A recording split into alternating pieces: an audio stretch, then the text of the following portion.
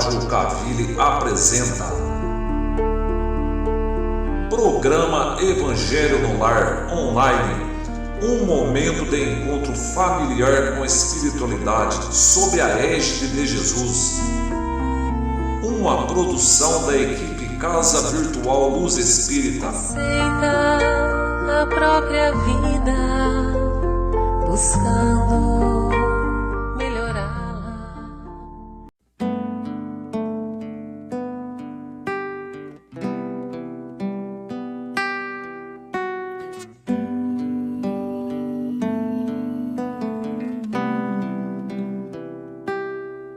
Nesse instante, vamos unindo nossos corações, entrelaçando nossas auras, esquecendo dos problemas da semana. Pedimos a presença do mentor do lar, humildemente, e de todos que aqui estão presentes. E assim, nos ligando mentalmente com as correntes de higienização que vão recolhendo e tirando formas e pensamentos e vão instaurando uma rede magnética. De negativo será levado para as colônias de tratamento, e tudo de negativo será levado para as colônias de tratamento. E assim vamos sentindo nossa casa toda limpa e purificada, e que nos acompanhe neste evangelho Ricardo e Ismael. Dos anjos guardiões eu vou até Maria, encontro com o seu filho fiel, e a Jesus eu peço que nos leve ao nosso Pai maior. Eu agradeço e quero que permita a ser o evangelho só do amor. E assim seremos o seu evangelho. E assim seremos o seu evangelho. Vibrem pro pai e pra mãe, vibrem pro lar mais gentil, vibrem aos nossos irmãos e para o nosso Brasil, vibrem pro enfermo e pro são, vibrem o amor fraternal, vibrem por cada nação e pela paz mundial. Vibrem pro pai e pra mãe, vibrem pro lar mais gentil, vibrem aos nossos irmãos e para o nosso Brasil, vibrem pro enfermo e pro são, vibrem o amor fraternal, vibrem por cada nação e pela paz mundial. Vibrem pro pai e pra mãe, vibrem pro lar mais gentil, vibrem aos nossos irmãos e para o nosso Brasil, vibrem pro enfermo e pro são, vibrem o amor fraternal, vibrem por cada nação e pela paz mundial. E assim seremos o seu evangelho. Graças a Deus.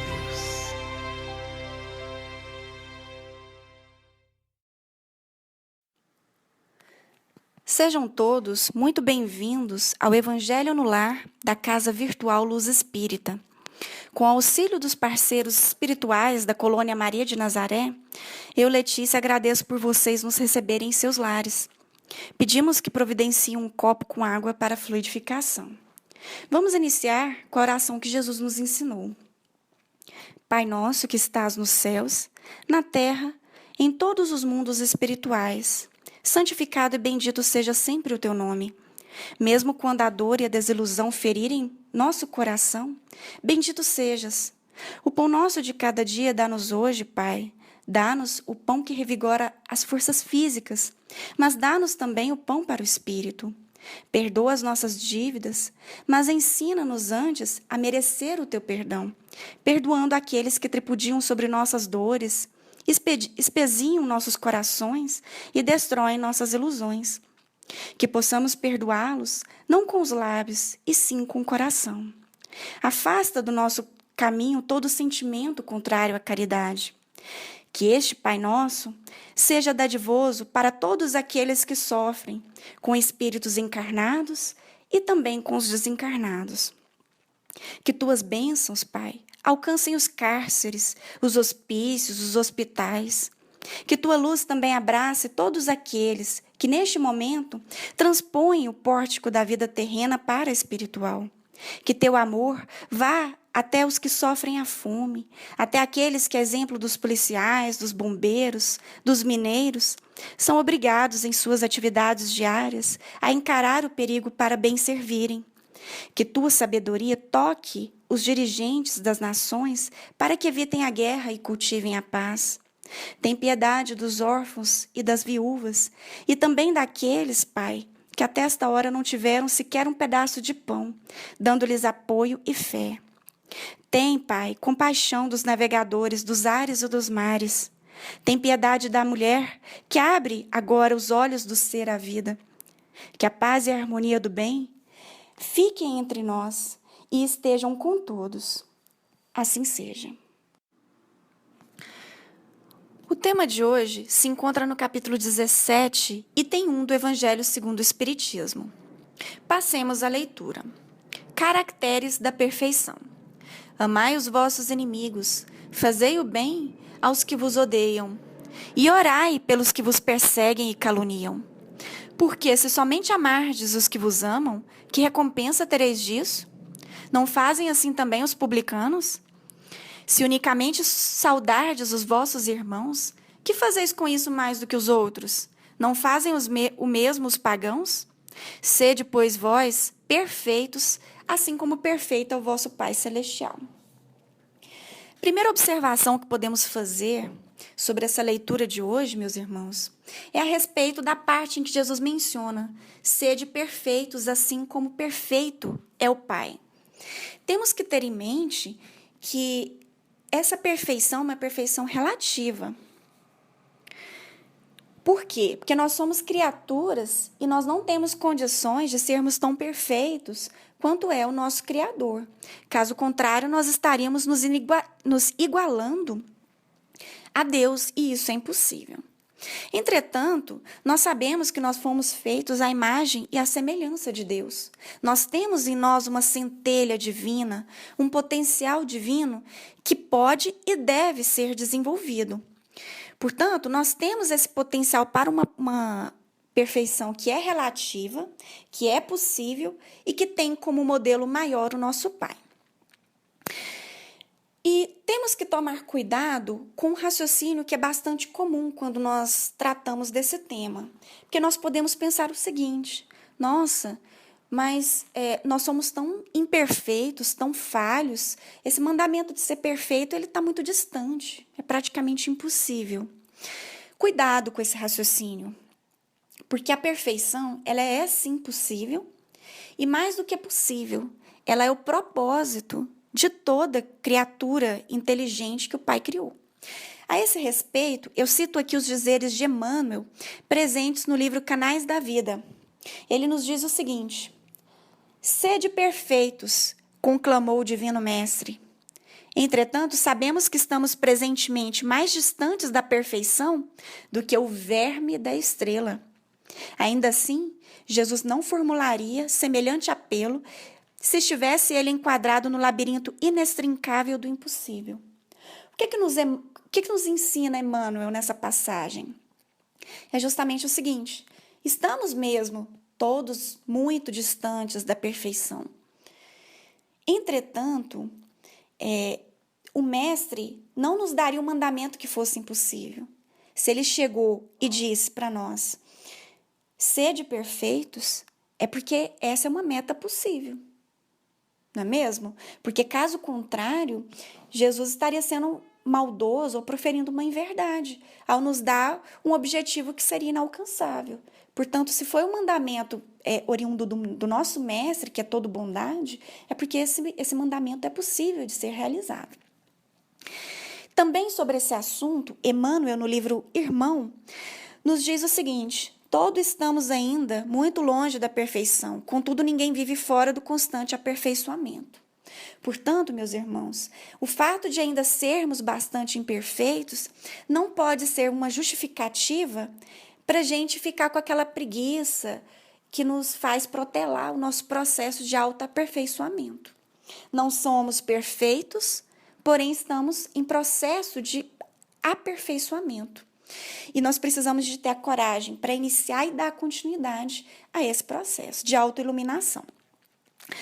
Bem, outro ponto interessante que podemos extrair da leitura de hoje é o seguinte: nos 10 mandamentos, que são o cerne da lei de Moisés, que realmente é divino e imutável, nós já tínhamos o dever de amar o próximo.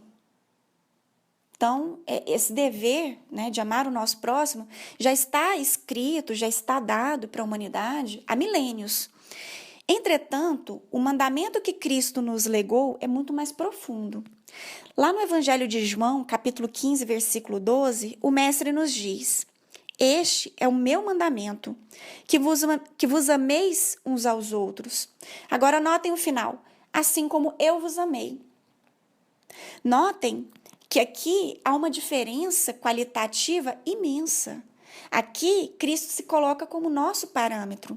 Ele não nos diz: você tem que amar o seu próximo assim como você ama a si mesmo. Você tem que amar o seu próximo como eu amei vocês. E aí nós nos perguntamos: como que Cristo nos amou? Ora, ele nos amou de uma maneira incondicionada. Inclusive, enquanto ele estava sendo imolado lá no madeiro, o que ele estava fazendo? Ele estava orando por aqueles que estavam ali, torturando, ridicularizando, matando. Esse, irmãos, é o nosso modelo. É aqui que se encaixa o contexto da nossa leitura de hoje. Então, nós notamos aqui que se trata muito mais de desenvolver amor pelos nossos semelhantes. Aqui nós temos o suprassumo do amor ao próximo. O que Jesus nos incentivou a fazer foi fazer esforço para cultivar a caridade, mas não é qualquer caridade. É a caridade no seu grau mais sublime, mais desenvolvido. E o que isso requer de nós? É basicamente o combate ao orgulho e o egoísmo. Por quê? Por que nós pontuamos isso? Porque desejar o bem a quem nos deseja o mal, né? Amar o nosso inimigo, implica superar o chamado ego ferido, aquele sentimento de destaque da própria personalidade, aquele ego imaturo que nos faz pagar o mal com o mal. E isso, obviamente, pressupõe humildade e altruísmo. Bem, outro ponto digno de nota é que esse mandamento legado por Jesus de amar os nossos inimigos deve ser encarado por nós com absoluta prioridade. Por que nós destacamos isso? Porque quando Cristo faz a colocação, não fazem o mesmo os publicanos, os pagãos? Quando ele nos fala, menciona os publicanos, os pagãos, ele está fazendo uma referência às pessoas em geral, que não conhecem os mandamentos cristãos. Porque, de fato, meus irmãos, qualquer pessoa, mesmo aqueles que não conhecem a Cristo, qualquer pessoa é capaz de desejar o bem a quem lhe deseja o bem, de amar a quem o ama. Entretanto, Cristo destaca que aquele que é cristão, aquele que realmente segue a lei divina, não pode se limitar a isso. Não pode se limitar somente a desejar o bem a quem lhe deseja o bem. O verdadeiro cristão precisa sair dessa zona de conforto, de comodismo e fazer um esforço para fazer algo que é um pouco mais difícil. Que é o quê? Pagar o mal com o bem. Amar aquele que não me ama. Portanto, esse mandamento, localizado ali em Mateus, capítulo 5, versículos 44 a 48, de amar os nossos inimigos, deve ser a nossa absoluta prioridade, porque se trata do caráter, ou seja, do fator distintivo do verdadeiro cristão. Aquele que ama só aquele que o ama, aquele que faz o bem, somente a quem lhe faz o bem, esse não é cristão. O verdadeiro cristão é aquele que se esforça para seguir o exemplo de Cristo. E Cristo amou especialmente aqueles que o odiaram, que o perseguiram. Nesse sentido, eu faço aqui a citação dos dizeres de Pedro, do apóstolo Pedro, em sua primeira carta, capítulo 2, versículos 21 a 23. Ele nos diz o seguinte: com efeito, para isto é que fostes chamados, pois que também o Cristo sofreu por vós, deixando-vos o exemplo, a fim de que sigais os seus passos. Ele não cometeu nenhum pecado. Quando injuriado, não revidava. Ao sofrer, não ameaçava. Antes, punha a sua causa nas mãos daquele que julga com justiça.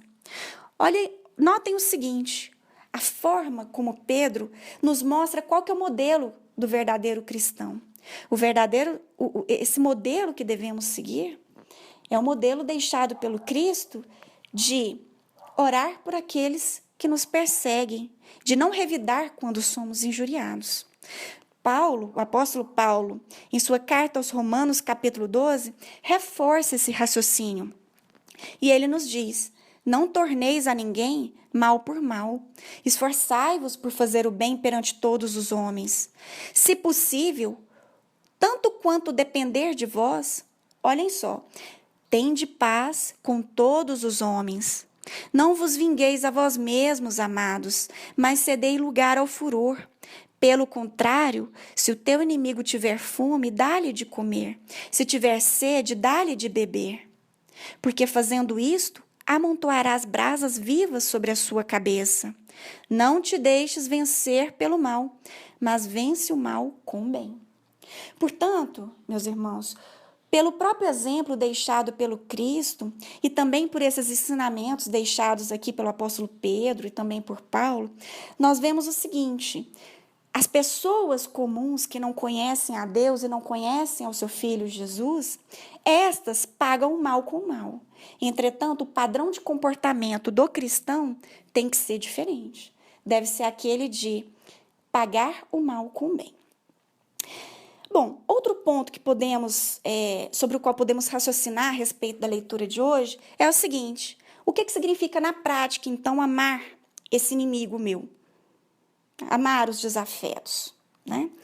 Porque pode não ser tão fácil. Emmanuel, no livro Palavras de Vida Eterna, nos esclarece o seguinte: amar os inimigos não quer dizer que devamos ajoelhar em pranto de penitência ao pé de nossos adversários, mas sim que nos compete viver de tal modo que eles se sintam auxiliados por nossa atitude e por nosso exemplo, renovando-se para o bem. Portanto, meus irmãos, não significa amar os inimigos, não significa amar, por exemplo, esse desafeto tal qual eu amo o meu pai ou a minha mãe, ou ter amizade íntima com esse desafeto, assim como eu tenho com um amigo que me é próximo. Significa ter uma atitude pacificadora, ou seja, expurgar dos nossos corações o nosso ódio, o nosso ressentimento e adotar uma postura de promoção da paz. Porque assim, esse desafeto pode até continuar por um certo período a criar contenda, a continuar o conflito. Entretanto, depois ele vai acabar desistindo, né?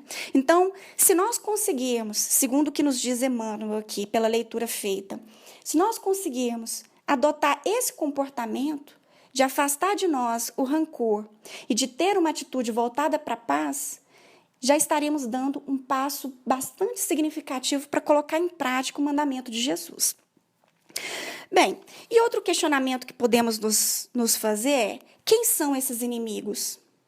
Emmanuel, no livro Ceifa de Luz, nos explica que nós temos 2 tipos de desafetos. O primeiro se refere àqueles inimigos ou desafetos que nós criamos ao longo dos séculos, em razão do nosso comportamento errôneo e que nos faz contrair dívidas com inúmeras pessoas. E esse tipo de desafeto todos nós temos, porque todos nós temos muitas dívidas.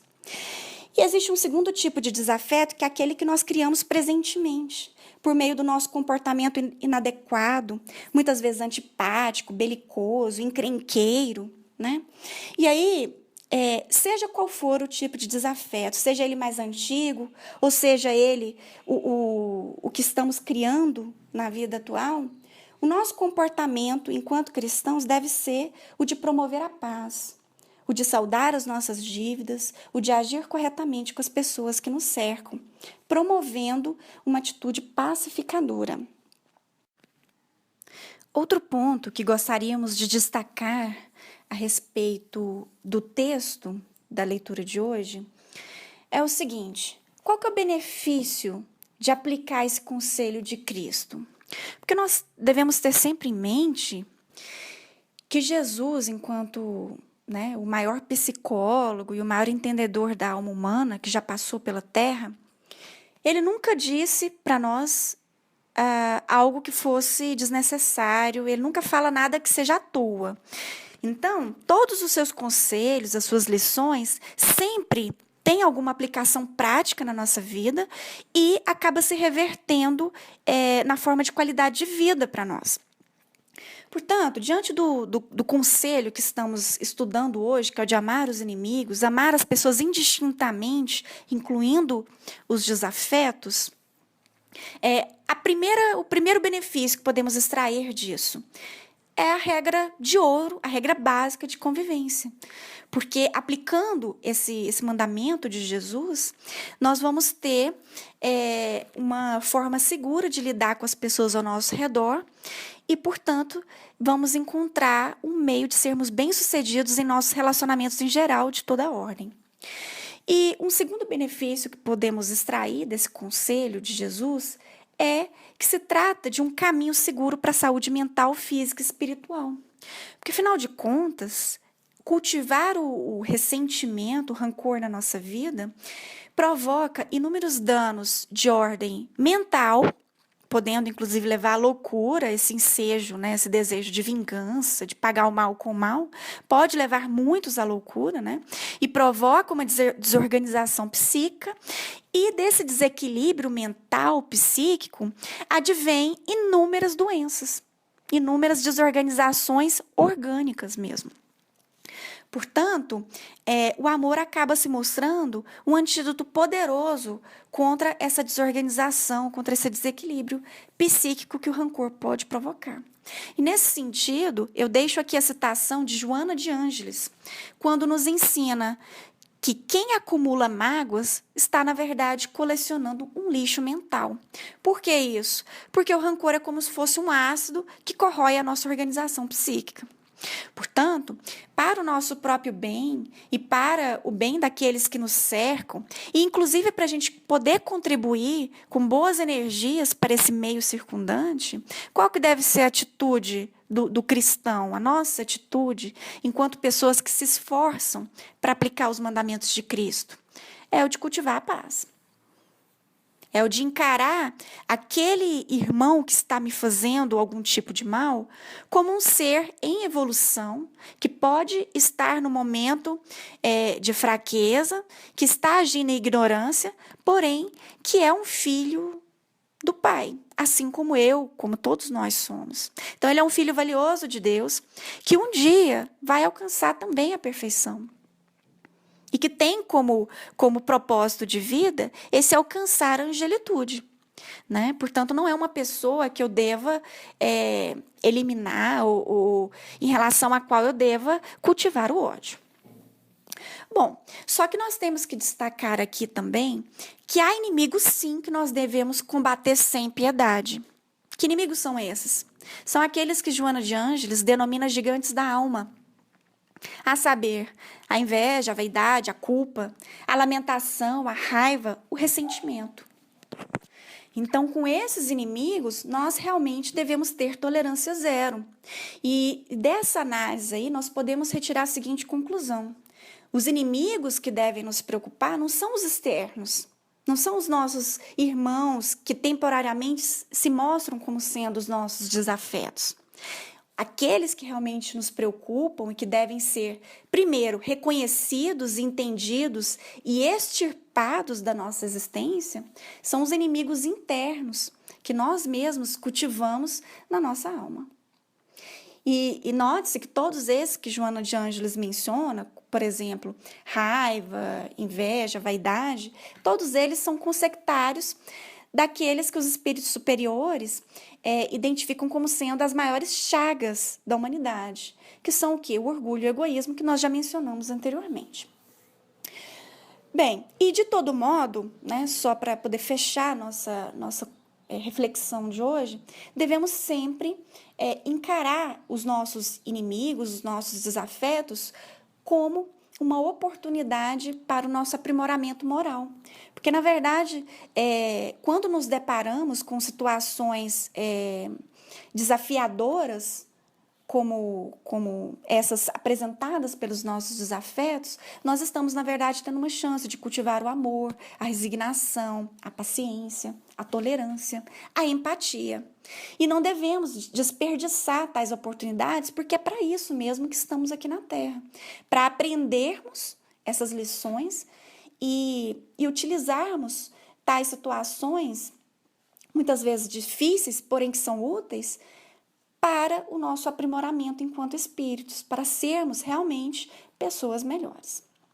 Bem, minhas companheiras, meus companheiros de aprendizagem, queridos irmãos, nós finalizamos aqui o nosso estudo de hoje e vamos ter em mente e gravar nos nossos corações esse poder curador e pacificador do amor.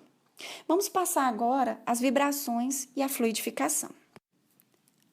Vamos, neste momento, voltar nosso pensamento ao nosso Pai Celestial e ao nosso irmão maior, Jesus, e com auxílio da espiritualidade superior que aqui se encontra, vamos abrir nossos corações em prol de nossos irmãos. Vamos vibrar por todos que, de uma forma ou outra, conectaram-se nesta rede de luz e oração em busca de auxílio. Vamos vibrar por nossos inimigos, pedindo que encontrem a paz, pelo nosso país, por nosso planeta e todos os recantos do universo. Pelos animais, para que sejam amados e respeitados por nós, humanos. Por todos os nomes que desfilam em nossa mente neste instante e precisam de ajuda. Por todos os nomes que estão inscritos em nossa irradiação fraterna. Por todos aqueles que se encontram nas orações dos colaboradores da Cavile. Por nossa família e também por nós mesmos, pedindo amparo para que possamos amanhã ser um pouco melhores do que hoje. Deixemos aqui uma vibração em aberto para que os benfeitores espirituais que aqui se encontram possam levar aos locais e aos irmãos que julgarem necessários. Pedimos a benevolência da espiritualidade maior para que, enquanto fazemos a prece final, fluidifiquem nossas águas, colocando nelas o necessário medicamento para cada um. Passemos à oração final.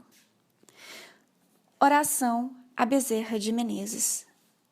Nós te rogamos, Pai de infinita bondade e justiça, o auxílio de Jesus, por meio de Bezerra de Menezes e suas legiões de companheiros. Que eles nos assistam, Senhor, consolando os aflitos, curando aqueles que se tornam merecedores, confortando aqueles que tiverem suas provas e expiações a passar, esclarecendo aos que desejam conhecer e assistindo a todos quantos apelam ao teu infinito amor. Jesus, estende tuas mãos dadivosas em socorro daqueles que te reconhecem como dispenseiro fiel e prudente. Faze o divino modelo, por meio de tuas legiões consoladoras, de teus bons espíritos, a fim de que a fé se eleve, a esperança aumente, a bondade se expanda e o amor triunfe sobre todas as coisas. Bezerra de Menezes, apóstolo do bem e da paz, amigo dos humildes e dos enfermos, movimenta as tuas falanges amigas em benefício daqueles que sofrem, sejam estes males físicos, sejam espirituais. Bons espíritos, dignos obreiros do Senhor, derramai as curas sobre a humanidade sofredora, a fim de que as criaturas se tornem amigas da paz, do conhecimento, da harmonia e do perdão, semeando pelo mundo os divinos exemplos de Jesus Cristo. Assim seja. Minhas companheiras e companheiros de estudo, agradecemos a espiritualidade da Colônia Maria de Nazaré que nos ampara. Envoltos pelo amor do Pai, pedimos a permissão, em nome de nosso Mestre Jesus, para encerrarmos o Evangelho de hoje. Fiquem com Deus e até o próximo Evangelho no Lar, na Casa Virtual Luz Espírita.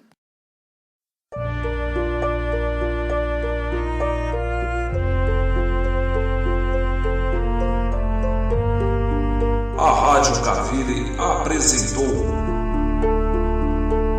Programa Evangelho no Lar Online, uma produção da equipe Casa Virtual Luz Espírita. Acesse www.cavile.com.br. Aceita a própria vida, buscando melhorá-la. Abraça os que te cercam, doando-lhes auxílio. Se a aprovação chegou,